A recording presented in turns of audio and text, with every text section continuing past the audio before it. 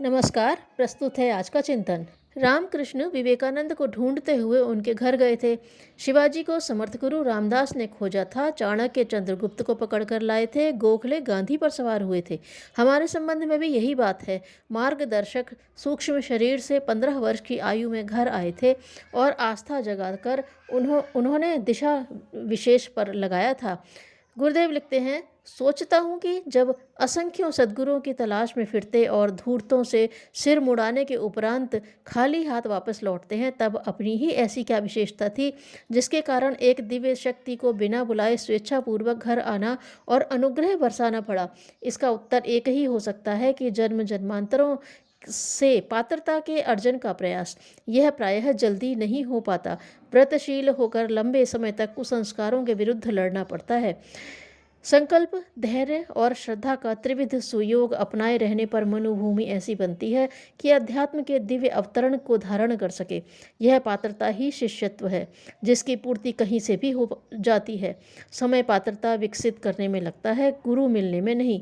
एकलव्य के मिट्टी के द्रोणाचार्य असली की तुलना में कहीं अधिक कारगर सिद्ध होने लगे थे। कबीर को अछूत होने के कारण जब रामानंद ने दीक्षा देने से इनकार कर दिया तो उन्होंने एक युक्ति निकाली। काशी घाट की जिन सीढ़ियों पर से रामानंद नित्य स्नान के लिए जाया करते थे, उन पर भोर होने से पूर्व ही कबीर जा लेटे। रामानंद अंधेरे में निकले तो उनका पैर लड़के के सीने पर पड़ा। चौंके और राम राम कहते हुए पीछे हट गए। कबीर ने इसी को दीक्षा संस्कार मान लिया और राम नाम को मंत्र। रामानंद को गुरु कहने लगे। यह श्रद्धा का विषय है। जब पत्थर की प्रतिमा देवता बन सकती है तो श्रद्धा के बल पर किसी उपयुक्त व्यक्तित्व को गुरु क्यों नहीं बनाया जा सकता। आवश्यक नहीं कि इसके लिए विधिवत संस्कार कराया ही जाए, कान फुकवाए ही जाएं। अध्यात्म प्रयोजनों के लिए गुरु स्तर के सहायक की इसीलिए आवश्यकता पड़ती है कि उसे पिता और अध्यापक का दोहरा उत्तरदायित्व निभाना पड़ता है। पिता बच्चे को अपनी कमाई का एक अंश देकर पढ़ने की सारी साधन सामग्री जुटाता है। अध्यापक उसके ज्ञान अनुभव को बढ़ाता है। दोनों के सहयोग से ही बच्चे का निर्वाह और शिक्षण चलता है। भौतिक निर्वाह की आवश्यकता तो पिता भी पूरी कर देता है, पर आत्मिक क्षेत्र में प्रगति के लिए जिन वस्तुओं की आवश्यकता है उसमें मन स्थिति के अनुरूप मार्गदर्शन करने तथा सौंपे हुए कार्य को कर सकने के लिए आवश्यक सामर्थ्य गुरु अपने संचित तप भंडार में से निकालकर हस्तांतरित करता है। इसके बिना अनाथ बालक की तरह शिष्य एकाकी पुरुषार्थ के बलबूते उतना नहीं कर सकता जितना कि करना चाहिए। इसी कारण गुरु बिन हो ही न ज्ञान की उक्ति अध्यात्म क्षेत्र में विशेष रूप से प्रयुक्त होती है। दूसरे लोग गुरु की तलाश में फिरते हैं, पर सुयोग्य तक जा पहुंचने पर भी निराश होते हैं। स्वाभाविक है, इतना घोर परिश्रम और कष्ट सहकर की गई कमाई ऐसे ही किसी कुपात्र को विलासिता, संग्रह, अहंकार, अपव्यय के लिए हस्तांतरित नहीं की जा सकती। देने वाले में इतनी बुद्धि भी होती है कि लेने वाले की प्रामाणिकता किस स्तर की है और जो दिया जा रहा है उसका उपयोग किस कार्य में होगा। हिमालय की एक सत्ता अनायास ही घर बैठे मार्गदर्शन के लिए आ गई और हमारा जीवन धन्य हो गया, ऐसा गुरुदेव का कहना है। हमें इतने समर्थ गुरु अनायास ही कैसे मिले?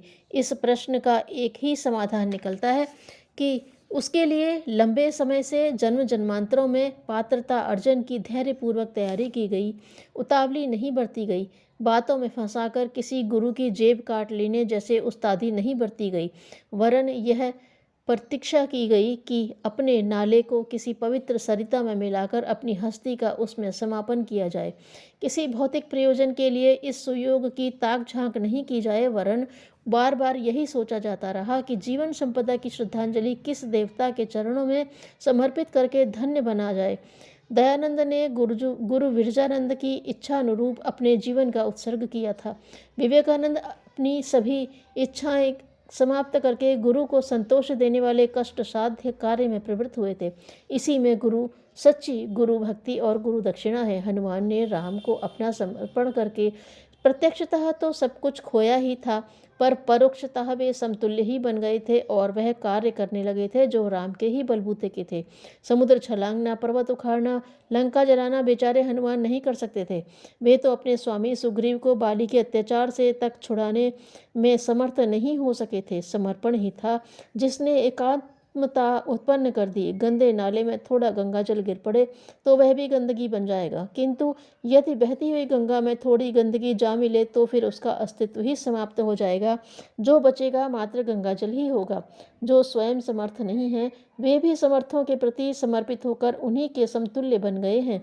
ईंधन जब आग से लिपट जाता है तो फिर उसकी हेय स्थिति नहीं रहती, वरन अग्नि के समान प्रखरता आ जाती है, वह तद्रूप हो जाता है।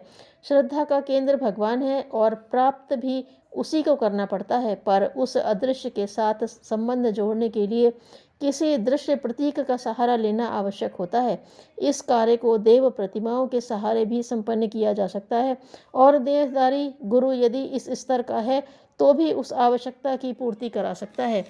गुरुदेव लिखते हैं, हमारे ये मनोरथ अनायास ही पूरे हो गए। अनायास इसलिए कि उसके लिए पिछले जन्मों से पात्रता उत्पन्न करने की पृथक साधना आरंभ कर दी गई थी। कुंडली जागरण, ईश्वर दर्शन, स्वर्ग मुक्ति तो बहुत पीछे की वस्तु हैं। सबसे प्रथम दैवी अनुदानों को पा सकने की क्षमता अर्जित करनी पड़ती है, अन्यथा जो वजन न उठ सके, जो भोजन न पच सके, वह उल्टे और भी बड़ी विपत्ति खड़ी करता है।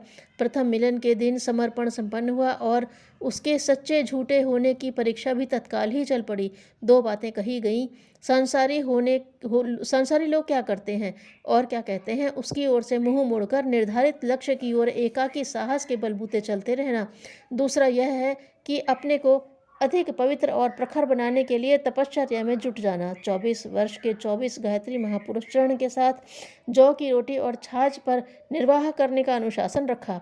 सामर्थ्य विकसित होते ही वह सब कुछ मिलेगा जो अध्यात्म मार्ग के साधकों को मिलता है, किंतु मिलेगा विशुद्ध परमार्थ के लिए।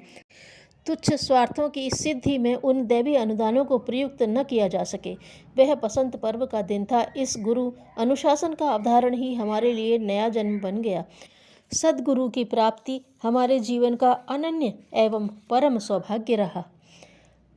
सच्ची लगन तथा निर्मल उद्देश्य से किया हुआ प्रयत्न कभी निष्फल नहीं जाता। धन्यवाद।